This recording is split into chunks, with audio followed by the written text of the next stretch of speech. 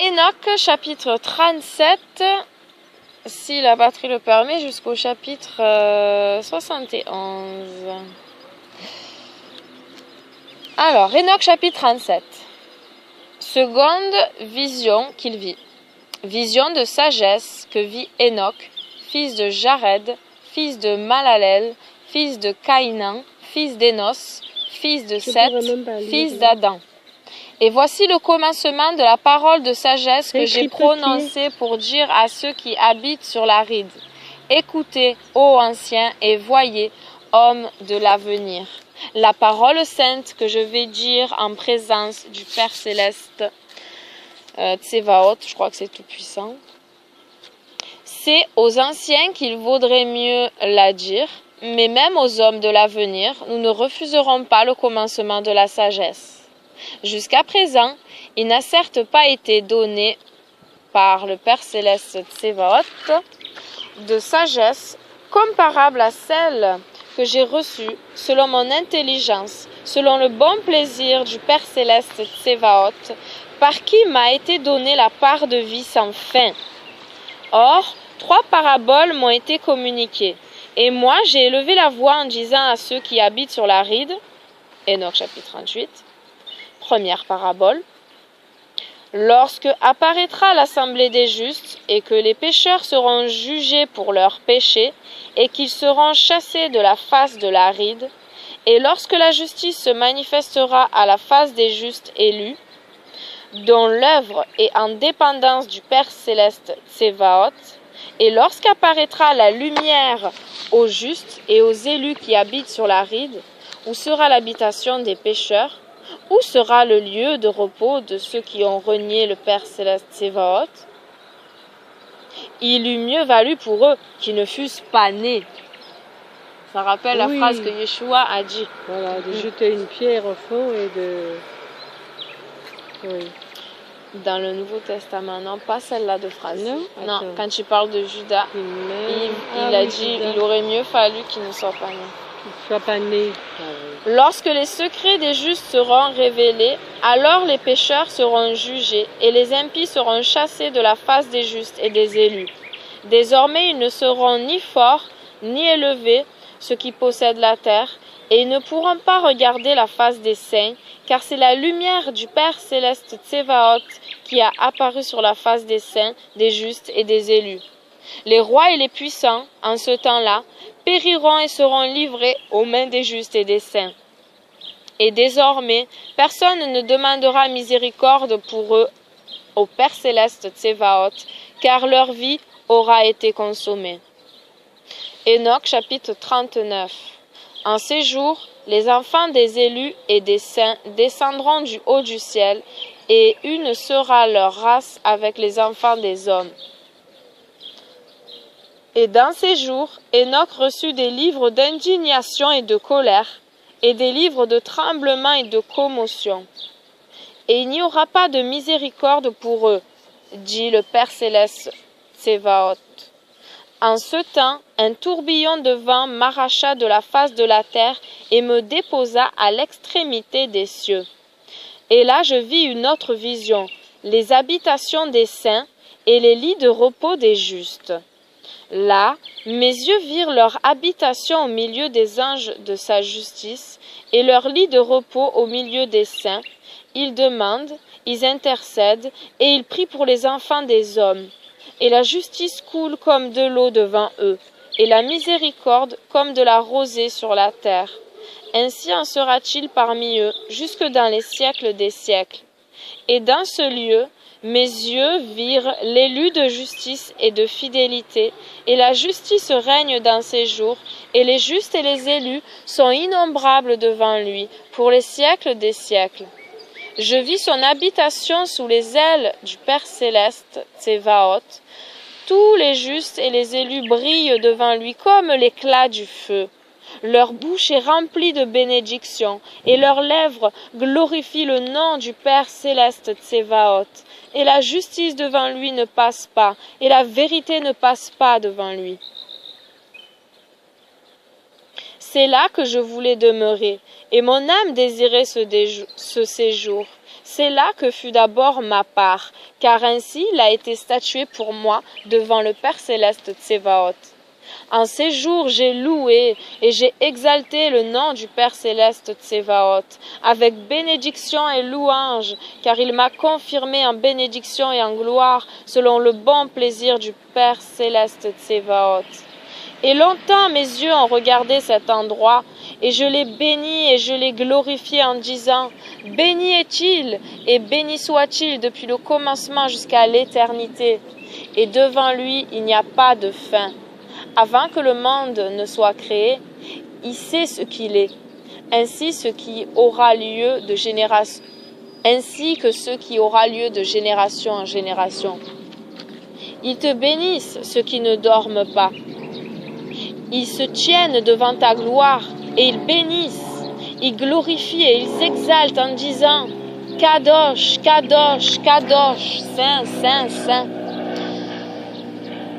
Le Père céleste Tsevaot, il remplit la terre de souffle. Et là, mes yeux virent tous ceux qui ne dorment pas se tenir devant lui et le bénir et dire béni sois-tu et béni soit le nom du Père céleste pour les siècles des siècles. Amen. Et mon visage fut transformé, de sorte que je ne pouvais plus regarder. Enoch, chapitre 40. Et après cela, je vis des milliers de milliers et des myriades de myriades, innombrables et sans supputation possible, qui se tiennent devant le Père céleste Tsevaot. Puis je regardai et je vis, aux quatre côtés du Père céleste Tsevaot, 4 visages différents de ceux qui ne dorment pas. Et j'ai appris leur nom, que me fit connaître l'ange qui marchait avec moi et me faisait voir tous les secrets. Et j'entendis les voix de ces 4 visages, tandis qu'ils chantaient des louanges en présence du Seigneur de gloire. La première voix bénit le Père céleste Tsevaot. La première voix, 67. Michael.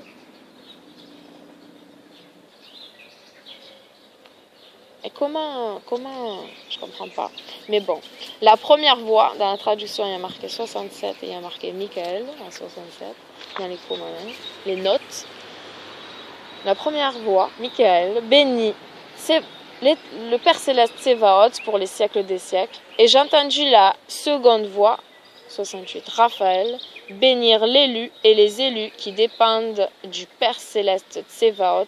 Et j'entendis la troisième voix, 69, Gabriel, demander et prier pour ceux qui habitent sur l'aride, et elle suppliait au nom du Père céleste Tsevaot. Et j'entendis la quatrième voix, 70, Samuel, chasser les satans, les adversaires, 71, et elle ne leur permettait pas d'arriver auprès du Père céleste Tsevaot pour accuser ceux qui habitent sur la ride.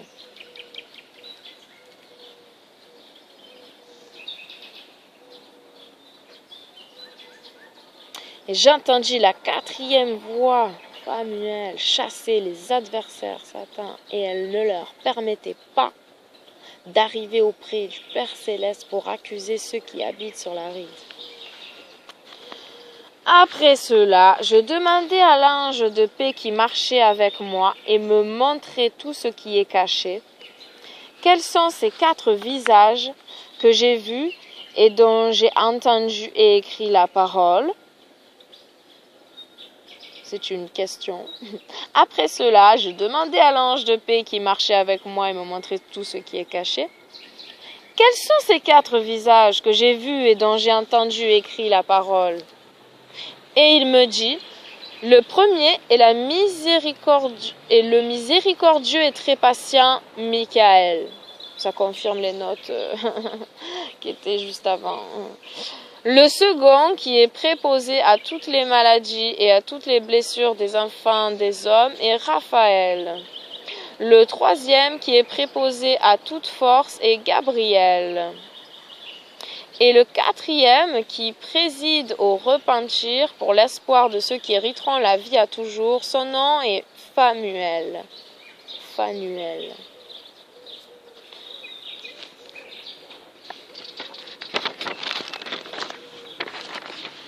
Ce sont là les 4 anges du Père Céleste Tsévaot et les 4 voix que j'ai entendues en ces jours.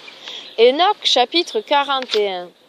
Ensuite, je vis tous les secrets des cieux, et comment le royaume sera partagé, et comment les actions des hommes seront pesées dans la balance.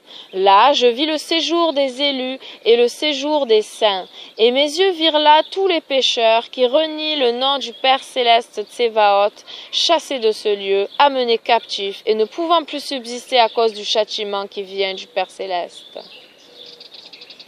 Et là mes yeux virent les secrets des éclairs et du tonnerre, et les secrets des vents, comment ils sont distribués pour souffler sur la terre, et les secrets des nuages et de la rosée. Et je vis d'où ils sortent, en ce lieu même, et d'où est saturée d'humidité la poussière de la terre. Là, je vis des réservoirs fermés, d'où les vents sont distribués, le réservoir de la grêle et du vent, le réservoir de la nuée et des nuages, et son nuage. De ces réservoirs plane sur la terre depuis le commencement du monde. Je vis les réservoirs du soleil et de la lune, d'où ces astres sortent et où ils reviennent, et leur retour est glorieux, et comment l'un est plus beau que l'autre, et comment leur course est magnifique, et je vis comment ils ne s'écartent pas de leur route, et ils n'ajoutent ni ne retranchent rien à leur parcours, mais restent l'un à l'autre fidèles dans le serment qu'ils se sont fait. Le soleil sort d'abord, et il suit sa voie par l'ordre du Père Céleste Tsévaot, et son nom restera dans les siècles des siècles. Ensuite vient le chemin caché puis découvert de la lune. Elle accomplit le parcours de sa voie dans ce lieu même, pendant le jour et pendant la nuit, et l'un est à l'opposé de l'autre, en présence du Père Céleste Tsévaot, et ils rendent grâce et ils louent sans se reposer, car pour eux l'action de grâce est un repos. Alléluia. Le soleil accomplit en effet de nombreuses révolutions, soit pour bénir, soit pour maudire, et le parcours du chemin de la lune est lumière pour les justes, et ténèbres pour les pécheurs, au nom du Père Céleste qui a séparé la lumière des ténèbres, qui a partagé les souffles des hommes et a affermi les souffles des justes au nom de sa justice. Car aucun ange ne les arrête, et aucune puissance ne les peut retenir, car le juge les voit tous, et les juge tous devant lui. Enoch chapitre 42. La sagesse n'a pas trouvé de lieu où elle put habiter, aussi sa demeure est dans les cieux. Alors la note 74. La sagesse n'a pas trouvé de lieu où elle put habiter, où poser sa tête. Dans l'autre version du texte d'Enoch, la sagesse, la parole d'Élohim n'a pas trouvé de lieu sur terre où faire sa demeure. Sa demeure est dans les cieux, là où il est retourné après avoir accompli sa volonté, après avoir accompli son œuvre. La parole faite chair a habité parmi nous, et après avoir accompli la volonté du Père, est retourné en lui. Voir Jean chapitre 1 verset 14 et Matthieu chapitre 8 verset 20. Eh oui, on sait que la sagesse, c'est Yeshua. Elle a habité parmi nous, pleine de grâce et de vérité. Et comme il a dit lui-même, je n'ai pas de lieu où reposer ma tête. Le Fils de l'homme n'a pas de lieu où reposer sa tête. La sagesse n'a pas trouvé de lieu où elle put habiter. Aussi sa demeure est dans les cieux. 75. Voir Psaume chapitre 119 verset 89. La sagesse est sortie pour habiter parmi les enfants des hommes, mais elle n'a pas trouvé d'habitation. La sagesse est revenue en son séjour et s'est fixée au milieu des anges. Et l'injustice est sortie de ses repères. Elle a trouvé ce qu'elle ne cherchait pas, et elle a habité parmi eux comme la pluie dans le désert, et comme la rosée sur une terre altérée. Enoch chapitre 43. Puis je vis d'autres éclairs et les étoiles du soleil. Et je vis comment il les appelle par leur nom, et comment elles l'écoutent. Alléluia. Et je vis la balance de justice, comment elles y sont pesées selon leur lumière, selon la largeur de leur espace et le jour de leur apparition. Leur révolution engendre l'éclair. Et je vis leur révolution selon le nombre des anges et comment elles se gardent fidélité entre elles. Je demandai à l'ange qui marchait avec moi, qui me montrait ce qui est caché.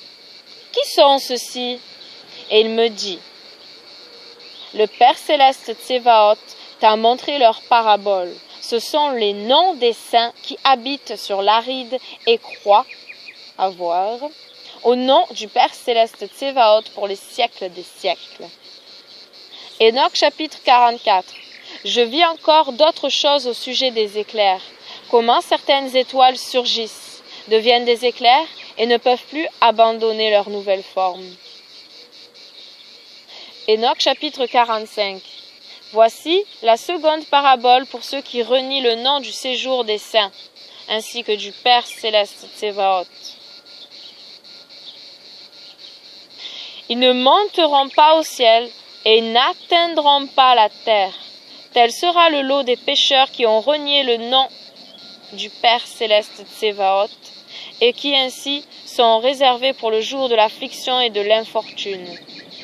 En ce jour, mon élu siégera sur un trône de gloire, et il choisira parmi leurs actions des hommes, et leurs lieux de repos seront innombrables, et leur âme s'affermira au-dedans d'eux. Lorsqu'ils verront mes élus et ceux qui ont eu recours à mon nom glorieux. En ce jour, je ferai habiter mon élu au milieu d'eux, et je transformerai le ciel, et je le ferai bénédiction et lumière pour l'éternité. Et je transformerai la ride, et je la ferai bénédiction. Et j'y ferai habiter mes élus. Mais ceux qui ont commis le péché et le crime ne la fouleront pas. Car moi, j'ai vu et j'ai rassasié de paix mes justes, et je les ai fait habiter devant moi. Mais le jugement des pécheurs s'est approché de moi, afin que je les fasse disparaître de la face de la terre. Enoch chapitre 46. Là, je vis quelqu'un qui avait une tête de jour. 76. Révélation chapitre 1, versets 13 à 18. Révélation, c'est Apocalypse. Et sa tête était comme de la laine blanche. Et avec lui, un autre dont la figure avait l'apparence d'un homme, et sa figure était pleine de grâce, comme un des anges saints. J'interrogeai l'ange qui marchait avec moi, et qui me faisait connaître tous les secrets au sujet de ces fils de l'homme, de ce fils de l'homme, 77, fils d'Adam. Qui est-il et d'où vient-il? Pourquoi marche-t-il avec l'ancien des jours? 78. La tête des jours, Achiko Yomin. Il me répondit et me dit, c'est le fils de l'homme qui possède la justice et avec lequel la justice habite, qui révélera tous les trésors des secrets, parce que le Père céleste Tsévaot l'a choisi, et son sort a vaincu par le droit devant le Père céleste Tsévaot pour l'éternité. Le Fils de l'homme que tu as vu fera lever les rois et les puissants de leur couche, et les forts de leur siège, et il rompra les freins des forts, et il brisera les dents des pécheurs.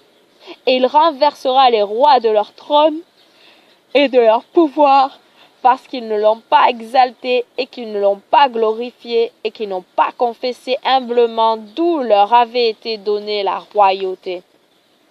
Il renversera la face des forts et les remplira de honte. Les ténèbres seront leur demeure et les vers seront leur couche. Et ils ne pourront pas espérer se soulever de leur couche, parce qu'ils n'ont pas exalté le nom du Père céleste Tsévaot. Ce sont ceux qui jugent les étoiles du ciel et qui lèvent leurs mains contre Élion, 79, le Très-Haut, qui foule l'aride et habite sur elle, et dont toutes les œuvres manifestent l'injustice, et toutes leurs œuvres sont injustice. Leur puissance réside dans leur richesse, et leur confiance va au Elohim qu'ils ont fait de leurs mains. Ils renient le nom du Père céleste Tsévaot, et il persécute ses assemblées, ecclésia, assemblée, communauté, église. Et il persécute ses assemblées et les fidèles qui sont attachés au nom du Père céleste Tsévaot.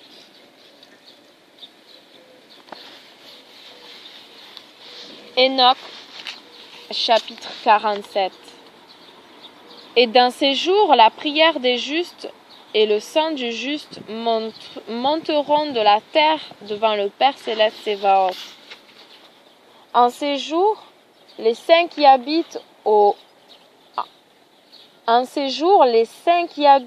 en haut des cieux s'uniront en une seule voix et ils supplieront, prieront, glorifieront, remercieront et béniront le nom du Père céleste Tsévaot au sujet du sang des justes qui a été versé et de la prière des justes, afin qu'elle ne soit pas vaine devant le Père céleste. Que je rappelle que je dis Père céleste pour respecter mon mari, mais que c'est le tétragramme qui est écrit. Et Tsévaot, ça veut dire, je crois, tout puissant. Mais que justice leur soit faite et que leur attente ne soit pas à toujours. En ce temps, je vis l'ancien des jours, 81, Enoch chapitre 46, verset 2. Je vis l'ancien des jours, tandis qu'il siégeait sur le trône de sa gloire, et les livres des vivants furent ouverts. Révélation chapitre 20, verset 12. Devant lui, et toute son armée qui habite en haut des cieux, et sa cour se tenait debout en sa présence. Et le cœur des saints fut rempli de joie parce que le nombre de la justice est proche. 83. Du temps, du terme fixé.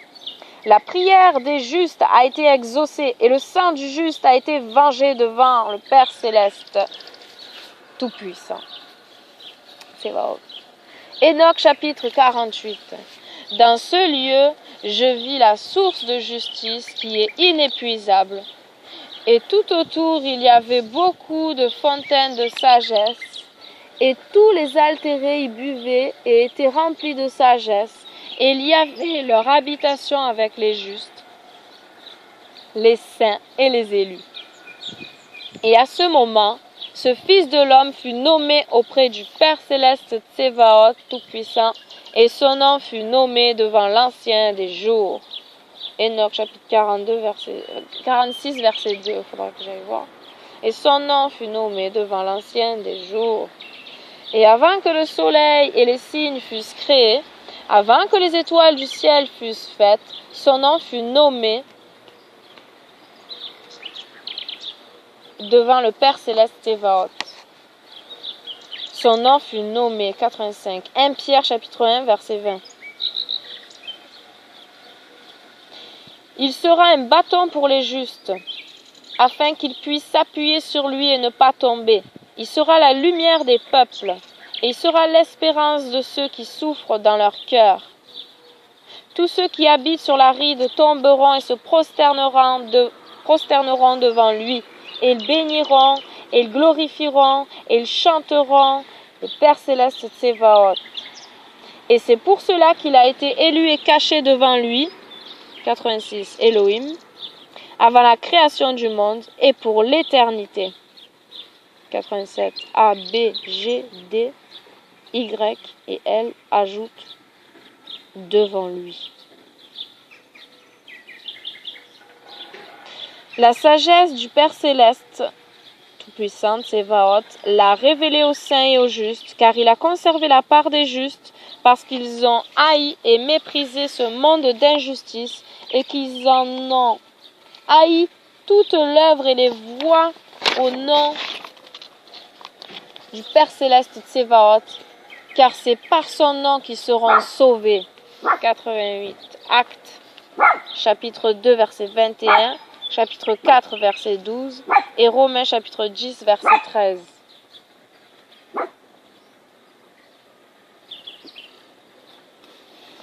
Car c'est par son nom qu'ils seront sauvés. Le Père céleste tout-puissant. Et on sait que c'est par qu'un seul nom qu'on est sauvé. Donc faisons la déduction. Je ne dirai rien à cause de certains. Mais c'est clair et net. Qu'aucun autre nom a été donné sur la terre pour que les hommes soient sauvés. Et il dit bien que c'est le tétragramme tout-puissant. Et en même temps, Actes chapitre 2 verset 21, chapitre 4 verset 12 et Romains chapitre 10 verset 13. Dans ces jours, les rois de la terre et les puissants qui possèdent la ride auront le visage abattu à cause de l'œuvre de leurs mains. Car au jour de leur angoisse et de leur affliction, ils ne se sauveront pas. Je les livrerai aux mains de mes élus, comme la paille dans le feu et comme le plomb dans l'eau. Ainsi, ils brûleront devant la face des saints et seront submergés devant la face des justes. On n'en trouvera plus trace. Et au jour de leur affliction, il y aura du repos sur la terre. Devant eux, les justes, ils tomberont et ne se relèveront plus. Et il n'y aura personne pour leur tendre la main et les relever, parce qu'ils ont renié le Père céleste tout-puissant et son Messie, son oint. Que le nom du Père céleste tout-puissant soit béni. Enoch chapitre 49. Car devant lui la sagesse coule comme de l'eau et la gloire ne passe pas dans les siècles des siècles. Parce qu'il est puissant dans tous les secrets de justice, l'injustice s'évanouira comme l'ombre et n'aura pas de refuge, car l'élu se tient debout devant le Père céleste tout-puissant, Tsevaot, et sa gloire demeure pour les siècles des siècles, et sa puissance pour les générations des générations.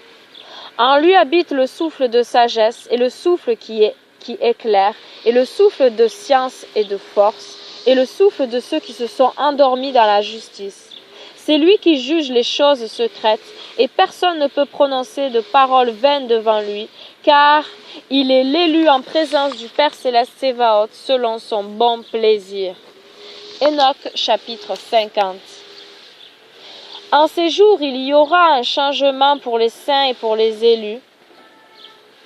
La lumière des jours habitera sur eux, et la gloire et l'honneur viendront vers les saints.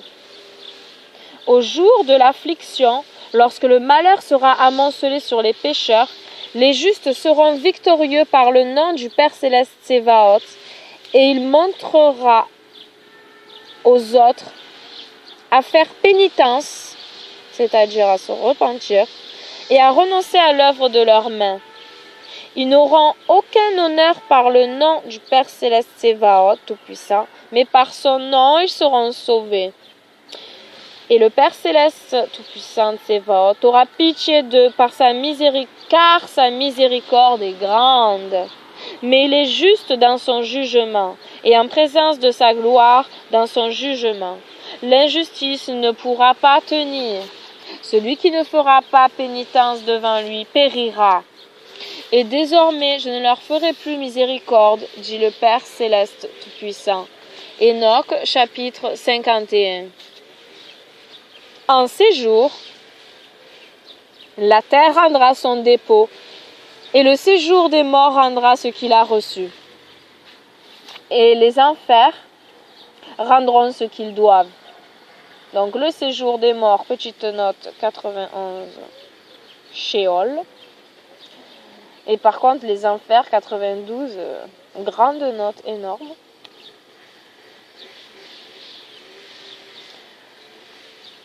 Il nous semble que notre auteur affirme dans les versets 1 et 2 la résurrection de tous les hommes, et que le verset 2 est très difficile à expliquer si on n'y voit qu'un relèvement partiel. Certains soutiennent au contraire qu'il s'agit du relèvement d'Israël, mais non celui de tous les gentils. Selon eux, jamais la pensée juive avant notre Seigneur n'a admis un relèvement général. Les apocryphes où il est affirmé, 4 Esdras, chapitre 7, verset 32, le testament de Judas, 25, le testament de Benjamin, 10, aurait subi une influence chrétienne. Conférence. Daniel, chapitre 12, verset 2 et Apocalypse, chapitre 20, verset 13. Le mot enfer, proprement destruction, Agel, est l'équivalent de l'hébreu Abaddon et du grec Apollyon. Voir Apocalypse, chapitre 9, verset 11. Que le relèvement soit général ou partiel, il implique certainement le relèvement des corps du dépôt confié en la terre. Ce relèvement serait de naître d'eau et de souffle, la nouvelle naissance, Jean 3, verset 3 à 12, Éphésiens 2, verset 6. Notre dépôt serait cette nouvelle vie qui nous a été offerte dans le nom de Yeshua. Cette vie et tout ce qui est lié avec elle, comme notre talent et notre marche, ce relèvement serait la nouvelle vie qu'Élohim nous a offerte dans le Messie. Ce règne est de marcher avec lui. Les enfers rendront ce qu'ils doivent. Ce passage nous parle du triomphe du Messie sur la mort et l'adversaire. 1 Pierre chapitre 1 verset 18 à 22, Apocalypse chapitre 1 verset 18, Actes chapitre 10 verset 38 et 1 Jean chapitre 3 verset 8. Donc tout ça c'est des notes, des commentaires, donc à nous de vérifier, méditer. Donc un séjour, la terre rendra son dépôt, et le séjour des morts rendra ce qu'il a reçu, et les enfers rendront ce qu'ils doivent. Il choisira parmi eux les justes et les saints, car il est proche le jour où ils seront sauvés. L'élu, en ce jour, siégera sur mon trône, et tous les secrets de la sagesse sortiront des sentences de sa bouche, car le Père Céleste Tout-Puissant l'a gratifié de ce don et l'a glorifié. En ces jours, les montagnes sauteront comme des béliers. Voir Ésaïe, chapitre 55, verset 12. Et les collines bondiront comme des agneaux rassasiés de lait, et tous les justes deviendront des anges dans le ciel. Comme des anges, je pense. Bon. Leur visage, voilà, brillera de joie, alléluia, parce qu'en ces jours, l'élu se lèvera, et la terre se réjouira, et les justes l'habiteront, et les élus marcheront et se promèneront sur elle. Oh, des fois je me suis assoupie, j'aurais voulu écouter bien, ça m'énerve là. Et c'est pas grave, hein, il y a l'écrit, hein, tu reliras. Hein. Enoch chapitre 52. Après ces jours, dans ce lieu où j'avais vu toutes les visions de ce qui est caché, j'avais été emporté par un tourbillon de vent et amené vers l'ouest. Là même, mes yeux virent tous les secrets des cieux qui doivent arriver, une montagne de fer, une montagne de cuivre, une montagne d'argent, une montagne d'or, une montagne d'étain et une montagne de plomb. Et j'interrogeai l'ange qui marchait avec moi en disant, « Quelles sont ces choses que j'ai vues dans le secret ?» Il me dit, « Tout ce que tu as vu servira au pouvoir de son Messie, son oint, pour qu'il soit fort et puissant sur la terre. » Puis cet ange de paix, prenant la parole, me dit, « Attends un peu, et ils te seront révélés tous les secrets intelligibles qui entourent le Père Céleste Tout-Puissant, Tsebaoth. Ces montagnes que tes yeux ont vues, la montagne de fer, la montagne de cuivre, la montagne d'argent, la montagne d'or, la montagne d'étain et la montagne de plomb, elles seront toutes devant l'élu comme la cire devant le feu et comme l'eau qui tombe d'en haut sur ces montagnes, et elles s'amolliront à ses pieds. Et en ces jours, on ne sera sauvé ni par l'or, ni par l'argent, et on ne pourra pas fuir. Et il n'y aura ni fer pour la guerre, ni étoffe pour la cuirasse de la poitrine. Le bronze sera inutile, l'étain ne servira de rien et ne sera pas estimé, et le plomb ne sera pas recherché. Toutes ces choses seront détruites et anéanties sur la face de la terre, lorsqu'apparaîtra l'élu devant la face du Père Céleste Tout-Puissant. Enoch chapitre 53. Et là, mes yeux virent une vallée profonde avec de larges bouches, et tous ceux qui habitent l'aride, la mer et les îles, lui apportent des présents, des dons et des offrandes, mais cette profonde vallée ne se remplit pas. Leurs mains commettent le crime, et tout ce que les justes produisent avec peine, les pécheurs le dévorent criminellement. Aussi les pécheurs périront devant la face du Père céleste tout-puissant et de la face de sa terre. Ils seront chassés sans cesse pour les siècles des siècles. Car je vis tous les anges du châtiment s'établir et préparer tous les instruments de Satan, l'adversaire. Et j'ai interrogé l'ange de paix qui marchait avec moi. Ces instruments, pour qui les prépare-t-il? Et il me dit, ces instruments, il les prépare pour les rois et les puissants de cette terre, afin que par eux ils périssent. Après cela, le juste et l'élu fera apparaître la maison de son assemblée. Désormais, les justes n'en seront plus repoussés grâce au nom du Père céleste tout-puissant, Tsevaot. Ces montagnes ne seront plus en présence de sa justice comme la terre, et les collines deviendront comme une fontaine d'eau, et les justes se reposeront de l'oppression des pécheurs. Enoch, chapitre 54. Et je regardais, et je me tournai vers un autre côté de la terre, et je vis là une vallée profonde où un feu flambait, et on amena les rois et les puissants, et on les jeta dans cette vallée profonde. Là, mes yeux virent fabriquer leurs instruments de supplice, des chaînes de fer qu'on ne pourrait peser. Et j'interrogeai l'ange de paix qui marchait avec moi en disant, « Ces chaînes de torture, pour qui sont-elles préparées ?» Il me dit, « Ces chaînes sont préparées pour les troupes d'Azazel afin de les prendre et de les jeter dans l'abîme de toute damnation et de couvrir leurs mâchoires de pierres raboteuses, selon que l'a ordonné le Père céleste tout-puissant, Tsevaot. » Puis Michael, Gabriel, Raphaël et Phanuel les saisiront en ce jour et les jetteront ce jour-là dans la fournaise ardente, afin que le Père céleste Tsevaot tout-puissant les châtie de leur iniquité, car ils se sont fait les serviteurs de Satan, l'adversaire. Et ils ont entraîné au péché ceux qui habitent sur l'aride. Dans ces jours viendra le fléau du Père céleste tout-puissant Tsevaot, et ce fléau ouvrira tous les réservoirs des eaux. Genèse chapitre 6 verset 17, chapitre 7 verset 4, aussi 10 à 12 et 17 à 20. Donc tous les réservoirs des eaux qui sont au-dessus des cieux et des fontaines qui sont sous les cieux et sous la terre. Tous ces eaux se mélangeront, eau avec eau, l'eau qui est au-dessus du ciel est du sexe masculin, et l'eau qui est sous la terre est du sexe féminin. Et tous ceux qui habitent sur la ride et ceux qui habitent sous les extrémités du ciel seront anéantis. C'est pourquoi ils reconnaîtront l'injustice qu'ils ont commise sur la terre, et par elle, ils périront. Enoch chapitre 55.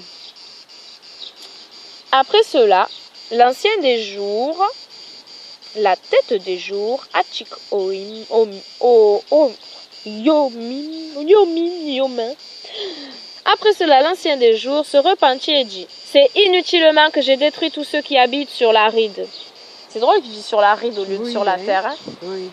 La rive. La ride. La ride. Ah. Tous ceux qui habitent sur la ride, sur la terre. Et il jura par son grand nom, « Désormais, je n'agirai plus ainsi à l'égard de tous ceux qui habitent sur l'aride. » Genèse chapitre 8 verset 1. Je placerai un signe dans les cieux. Genèse chapitre 9 verset 12 à 17.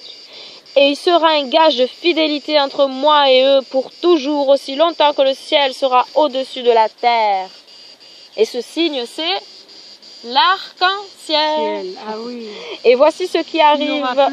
Et voici ce qui arrivera selon mon ordre. Si je veux. Plus un deuxième arc-en-ciel. Non, un deuxième déluge, je veux dire. Ah oui, voilà. Si je veux les saisir par la main des anges au jour de la tribulation et de la souffrance, auparavant, je ferai reposer ma colère et mon châtiment sur eux. Oui, ma colère et mon châtiment, dit Elohim, le Père céleste Tsevaot. Roi puissant qui habitait sur la ride, vous verrez mon élu s'asseoir sur le trône de gloire et juger Azazel et tous ses compagnons et toute son armée au nom du Père céleste Tsevaot. Enoch chapitre 56. Je vis là les troupes des anges du châtiment qui marchaient en tenant des fouets et des chaînes de fer et d'airain, et j'interrogeai l'ange de paix qui marchait avec moi en disant: vers qui se rendent ceux qui tiennent les fouets? Il me dit: vers leurs élus et leurs bien-aimés, afin que ceux-ci soient jetés dans la profonde crevasse de la vallée. Alors cette vallée sera remplie de leurs élus et de leurs bien-aimés. Le temps de leur vie sera consommé, et le temps de leur égarement ne sera plus compté. En ces jours, les anges reviendront et se jetteront vers l'Orient, chez les Parthes et les Mèdes, et ils secourront les rois, et un souffle de trouble les envahira, 103 les rois, et ils les renverseront de leur trône, et ces rois s'enfuiront comme des lions de leur tanière et des hyènes affamées au milieu de leurs troupeaux. Et ils monteront et ils fouleront la terre de ses élus, 104, d'Élohim. Révélation, Apocalypse chapitre 20, verset 9. Et la terre de ses élus sera devant eux une aire et un sentier battu.